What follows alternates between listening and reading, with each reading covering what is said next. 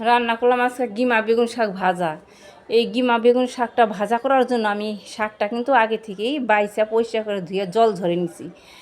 আর বেগুনগুলা ছোটো ছোটো টুকরা করে পরিষ্কার করে ধুয়ে হলুদ লবণ মাখিয়ে নিছিলাম, 10 মিনিট মাখিয়ে রাখছিলাম। তারপর বেগুনটা আগে বাইজা তুলে নিছি, পরে কিন্তু আমি গিমা শাকটা ভাজা করছি। গিমা শাকটা ভাজা করার জন্য আমি তেলে দিছি কালো জিরা আর শুকনো লঙ্কা ফোড়নতে আমি শাকটা ভালো করে ভাইজে নিছি।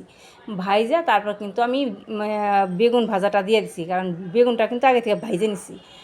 এই বেগুন শাকটা ভাজা করার জন্য আগে থেকে বেগুনটা ভাইজে নিতে হবে, তারপর শাকটা ভাইজা বেগুনটা দিয়ে তারপর নাড়াচাড়া করে নামিয়ে নিতে হবে, তাহলেই কিন্তু শাকটা ভালো হবে।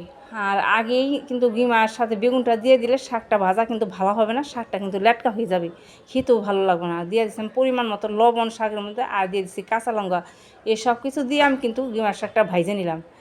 আমার এই গিমার শাকের ভিডিওটা যদি ভালো লেগে থাকে তাহলে পেজটি সাবস্ক্রাইব করে আমার ভিডিওতে একটা লাইক করবেন।